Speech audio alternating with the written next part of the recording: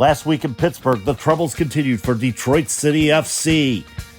Pittsburgh capitalized on mistakes and turnovers to come away with a 2-0 victory over Loudoun at Highmark Stadium. To Detroit's credit, they only made one shot on goal. Tonight, they traveled to Loudoun to take on the red-hot Loudoun United at Segra Field. We have the preview right here next on Soccer Night in Detroit. Don't leave him alone. Don't let him shoot like that. Can Nate Steinwasser deliver? Of course! It's a battle of top 5 combatants as Detroit City FC travels to Segra Field in Leesburg, Virginia to take on Loudoun United.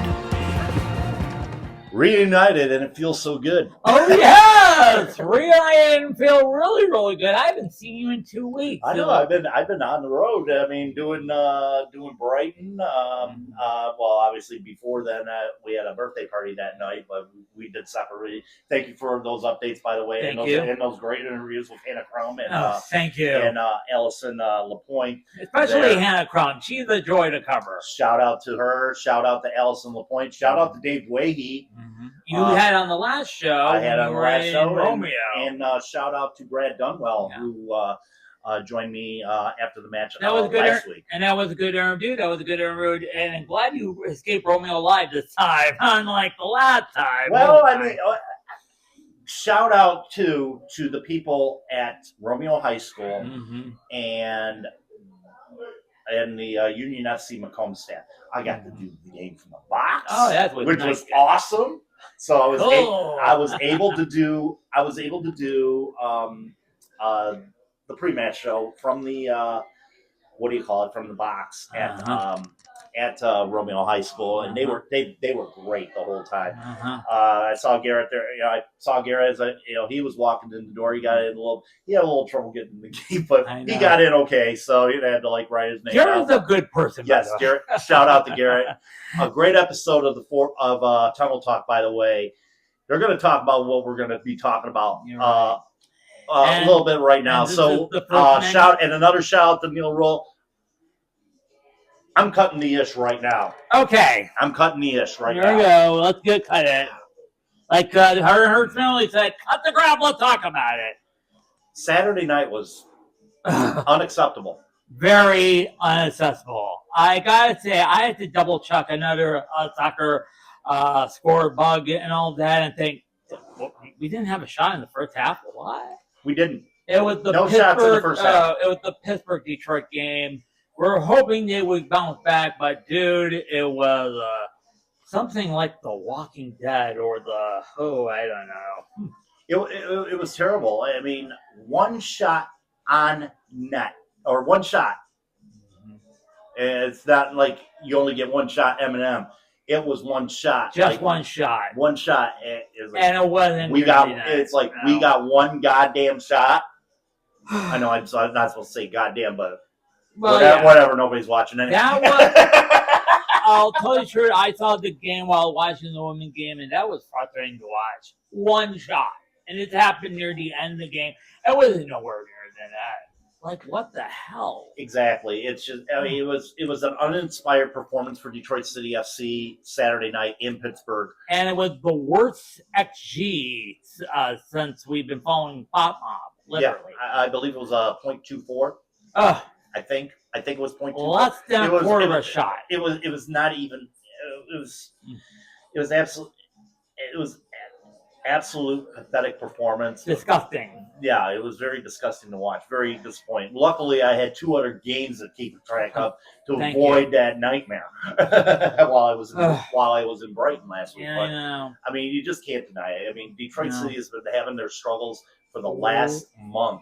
Winless in 7 games, all competition. 5 in the championship, and the 2 games, the crash out in the U.S. Open Cup, and what was supposed to be a winnable game in Portland turned out to be, 4 turnovers in that game.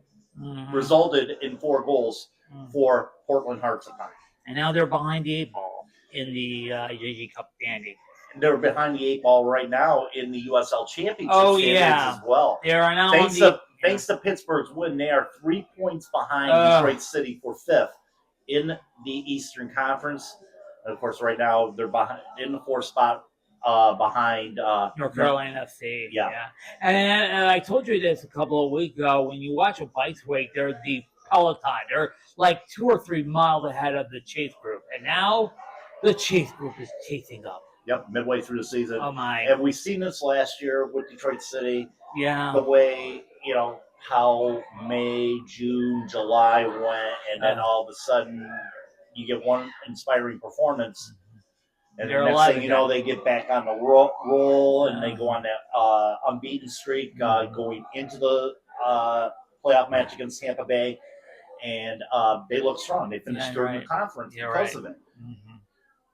But then again, Danny Dicchio was not pleased with the performance. No, he was not happy, and he really showed it in the posts on all social media on DCFC, and it was not great. So here's what Danny had to say about what happened Saturday night. We have too many passengers at the moment, and there's been some harsh words said in the locker room. We have lost our bite, and that doesn't sit well with me and my staff. So we have to fix that, and we have to fix that quickly. I didn't like the way we played tonight. We didn't have enough attacking chances, not even a shot on goal, and a corner. Our first corner, I think, was in the 93rd minute. So that is really disappointing.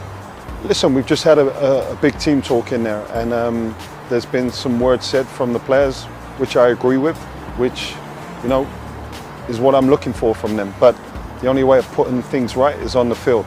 And we can say as much as we want to say in interviews and in the locker room, but we've got to go and perform out on the field. And we've got too many players not performing at the moment at the highest capability, and we've lost that bite. We need to bring in players that we can either rely on or change things around where we get guys that we can trust on the field. The mentality has to change. Individual duels, individual mistakes from certain positions where we're giving up easy goals, and we need to be better in the offensive phase. We just didn't pose any threat tonight, which is disappointing. Listen, we want a reaction from the team, and we take every game week by week as it comes. Loudoun, one of the best teams in the league at the moment, and it's a difficult place to go. We've had a lot of away games in the past couple of months, but that's not an excuse. Everyone has to play at home and away, so we've got to get on with it. And as I said, the only way of doing that and reacting in the right way is working hard, stepping up with a mentality this week, and getting back to basics. Well, did he say it all? He said it all. He was not happy, literally. Not happy. I mean, I never seen he being this unhappy during his entire coaching career here at Detroit City. No, and I mean, he probably wasn't happy last year with the mid-season slump that they were in last year too. Fortunately, I think a lot to do with some of the players on the squad. Maxi Rodriguez was going through that slump. Ben Morris was starting to come along a little bit for the assistant his 10 goals on the year that last year to get that thing rolling. But this year, for example, it's just been an abysmal thing. Oh. He said at the beginning of the video, "There's too many passengers." Mm-hmm. What do you mean by that? I don't think there's anybody driving that bus right now. Nobody? Nobody's taking the lead. Nobody's taking the lead. You saw it on Saturday night. Mm-hmm. Stephen Carroll was not in the lineup. He was injured.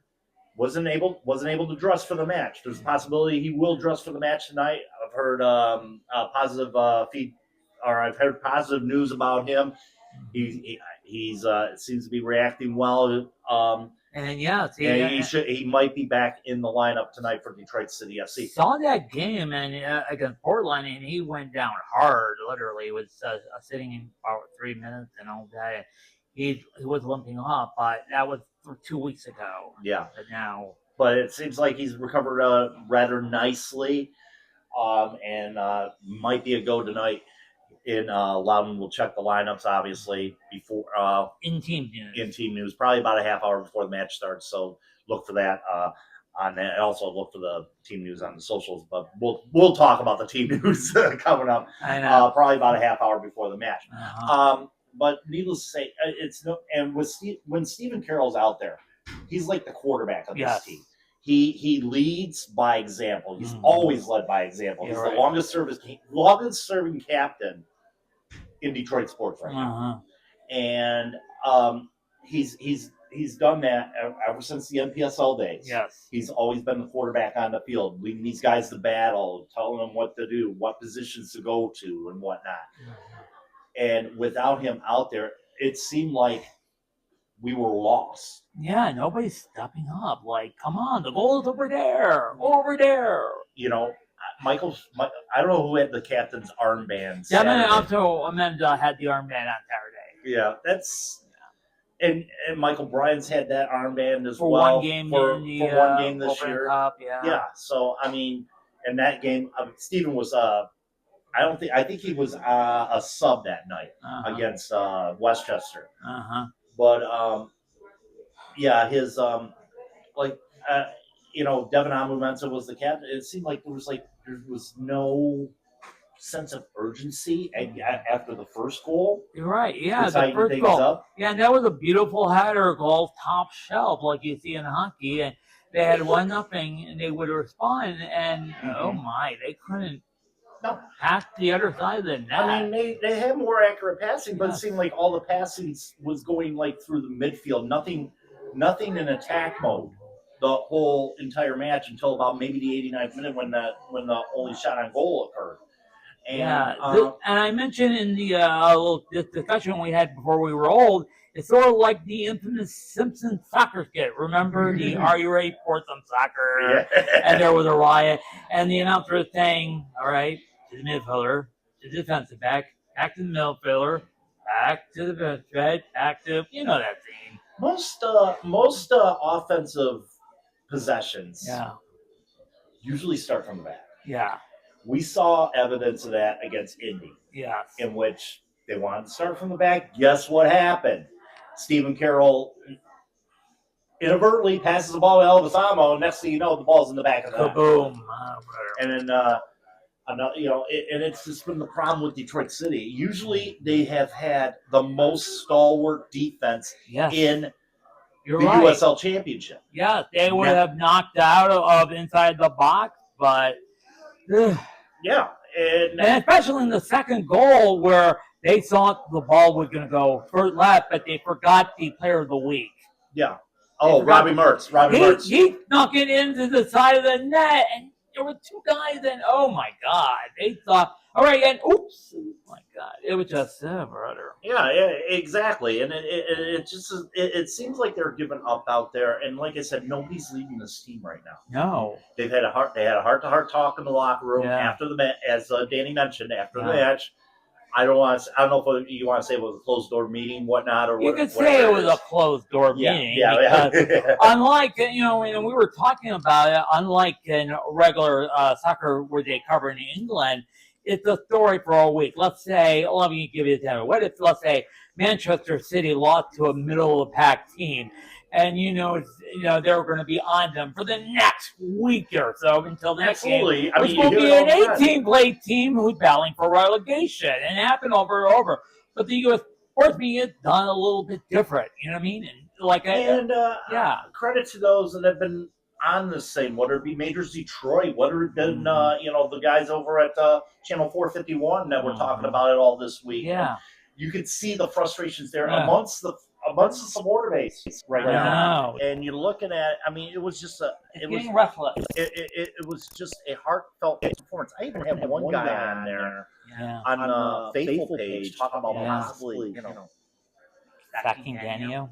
Yeah. Second game deal. It's like wait and see how things come out. But I think what Danny said on Saturday night in Pittsburgh to DCFC Media, I think that was that's telling them, hey, I'm not happy with this stuff. No. I know the players aren't happy with this stuff. I know. We had to sit down, got to talk, got to right this ship, and we need to right this ship fast. Yeah, right. You're coming into a game right now You're taking on a third place Loudoun team. Oh, yes. The surprise of all of the USL Championship, in my opinion, this year, because they've gone through so much problems over the past 7 seasons. I mean, you got guys over there. And considering the team was once owned by DC United before they stepped back. You had guys washing their own pits in that. Yeah. Facility. You're right. And the pit was up to par or whatever. A dump. It was a dump. It was a town dump. Yeah, there was a story in The Athletic about how, I don't want to blame DC United, or we could blame DC United because they didn't keep up with their number 2 team, which was called Loudoun United, for God's sake. And it was one of those, it was one of those teams. We had a lot of them in the USL Championship, especially in the first year. They were starting to, downgrade that a little bit. Let's just put it that way, or weed out the 2 teams. I mean, we still had Atlanta United, Red Bull, and Los Dos. I mean, you had all those teams in there, and then they were on next year. Next Pro. Yep. Once Next Pro started getting going. So Loudoun United, they separated themselves from that to create their own, and now it's become a success story. Yeah, right.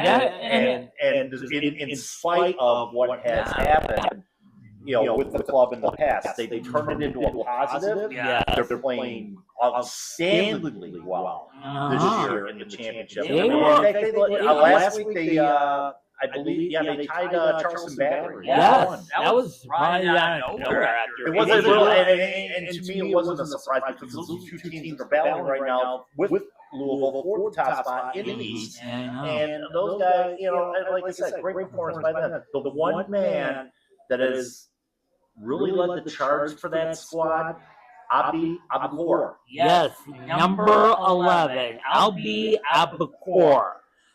He's up there, 8 goals in the league so far. Good for number 2 behind one Kel Jennings of Charleston. Yeah, and that was the war of stars last week. Yeah, 2 weeks ago.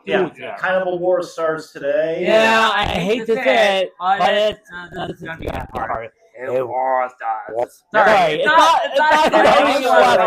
not doing so good. He did get a goal against Portland. And that was a League Cup game. He's got 10 goals overall in all competitions this year.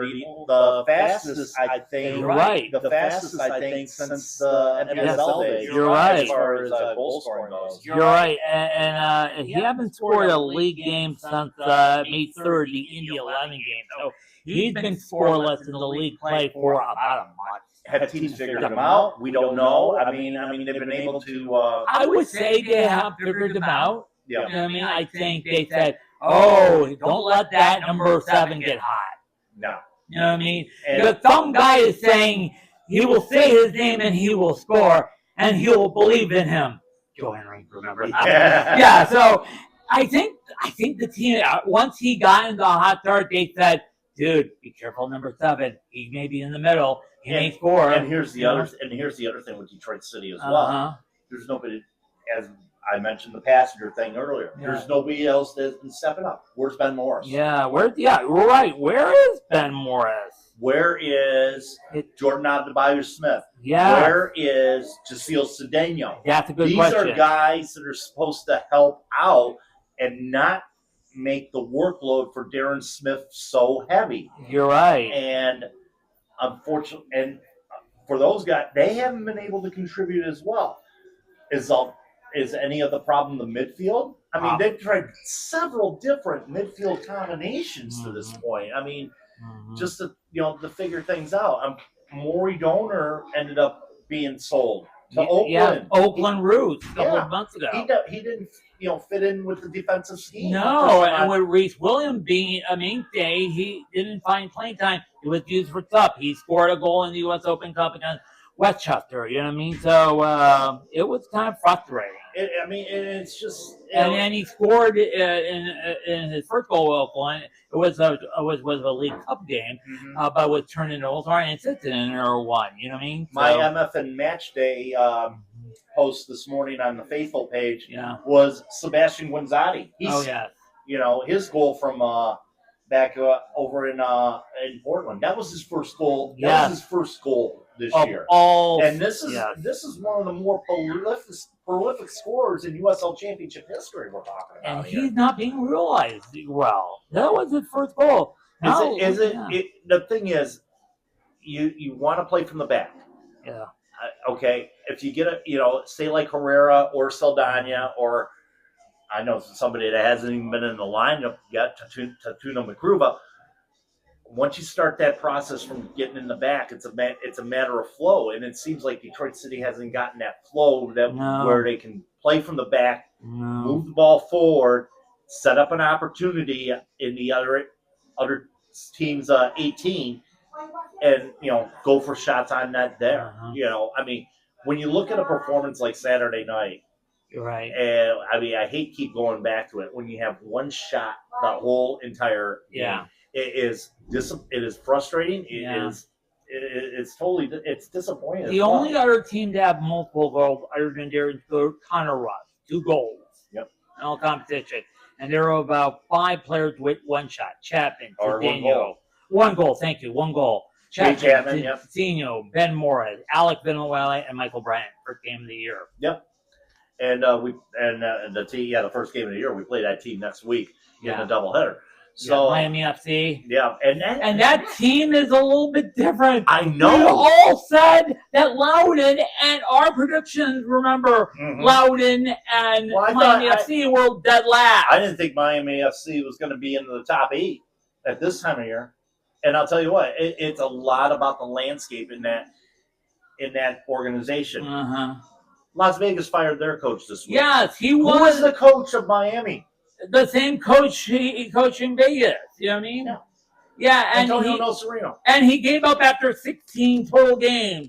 3 Open Cup games, 3 Yankee Cup games, 1 Open Cup game, the rest of the league. And they were dead last, almost near dead last. There was no inspiration from that Las Vegas squad whatsoever, and that's why they've been struggling all year long. And don't forget, they made it to the Eastern Conference Final. Western Conference. Oh my God! Once again, they made it to the Western Conference Final under a different coach, who left for New Mexico after their former coach went to Danny Sanchez, the other league. Yeah, and it's just the fact that they got inspiration from a different coach. They're believing themselves. Bonfiglio, the guy who got the red card in that match against us on the first match of the year. Yes.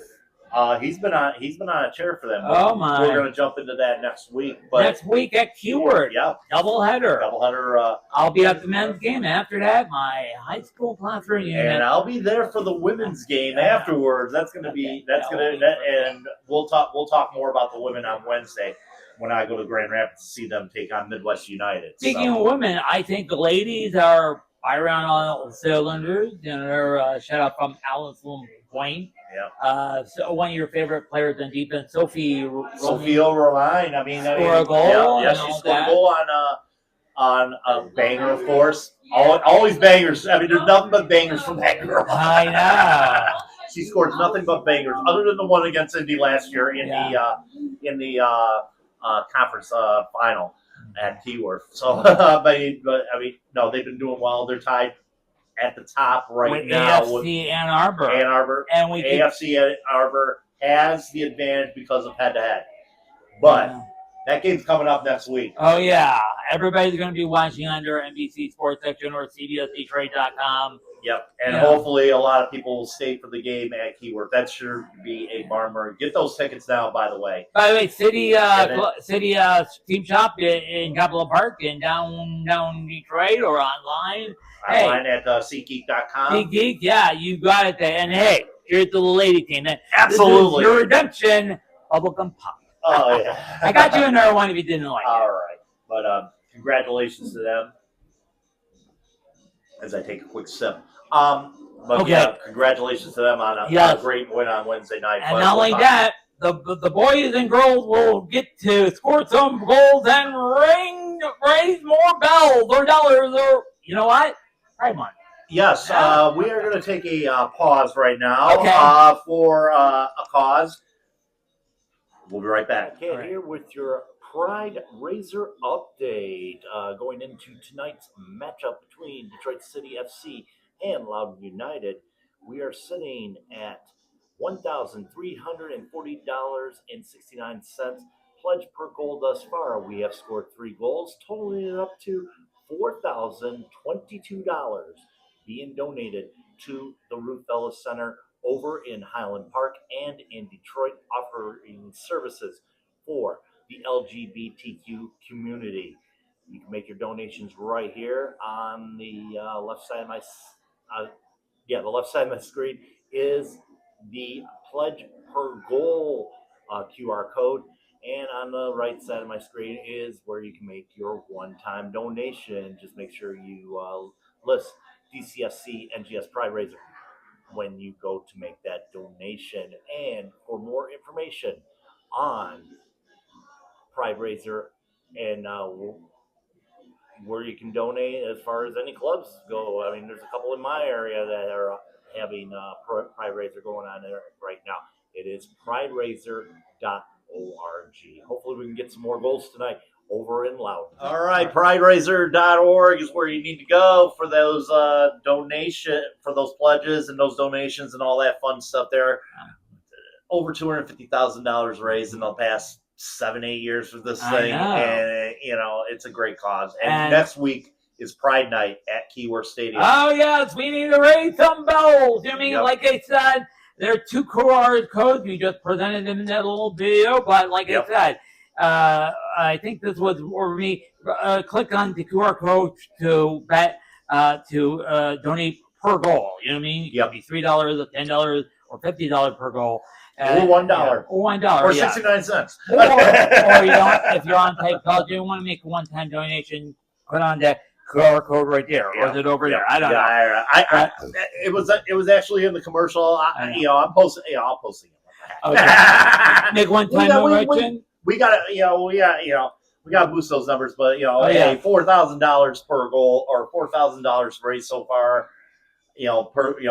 Via the pledge per goal, which is pretty good, and shout out to the ladies for doing the Lord's work right now, because right now the men aren't doing that. Guys, score some goals and raise those tall Pider. Speaking of not doing so well, I'm still chasing you. I'm still chasing you. Okay. I'm still chasing you and all that. I think we both predicted the victory on Wednesday night over in Romeo, and yes. Like I said, last Saturday we were way off. Yeah. Well, I mean, we still did positive with the women. I know. We still did positive with the women. We both said win there.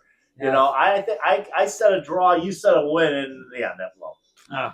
We'll forget that. We'll forget it. Yeah, we'll forget that. But we'll drink the forget-me cup to forget it. Yeah. So we're on to this week against Loudoun United. Yeah, and a top 5 game and a slightly more starts between the 2 great goal scorers. I can't think of more. Since I am behind, I am going to offer my prediction.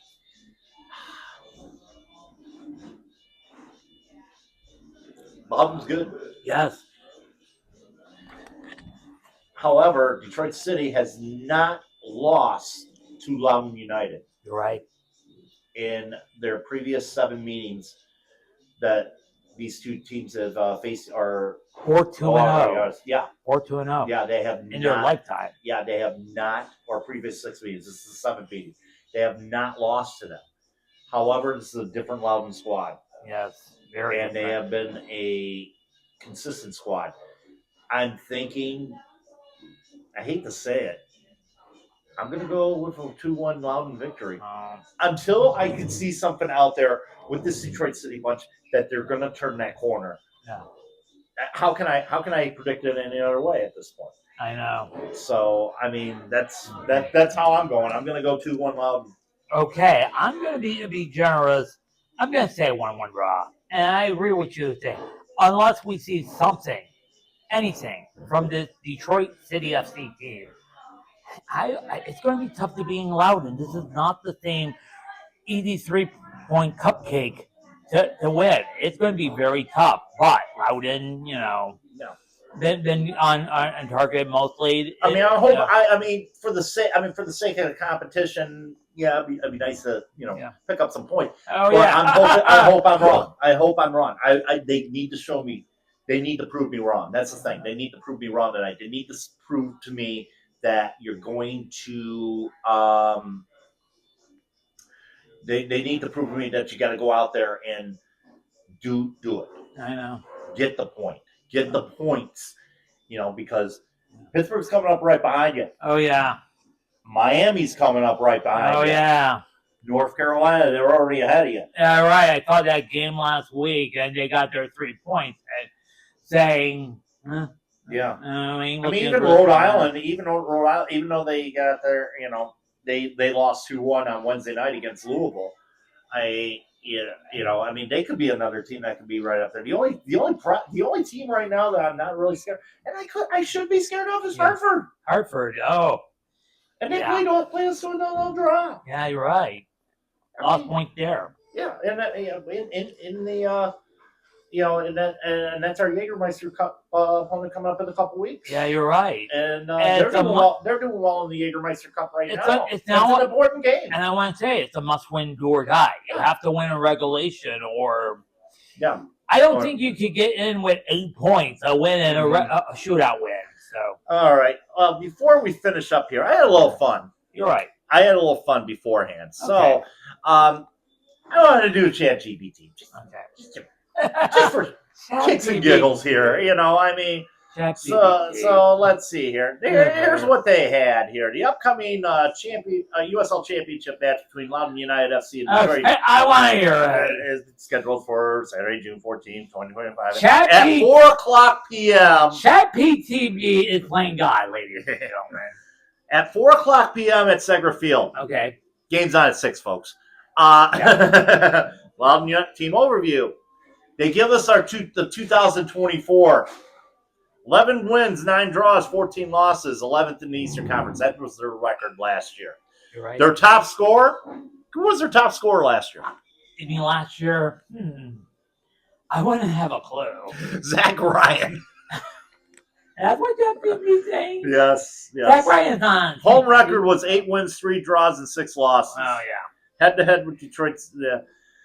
This is what they said about their head-to-head. Okay. Head-to-head versus Detroit City FC. Loudoun United has struggled in recent encounters with Detroit City FC, failing to secure a win in their last 5 meetings, a.k.a. 6 meetings. 6.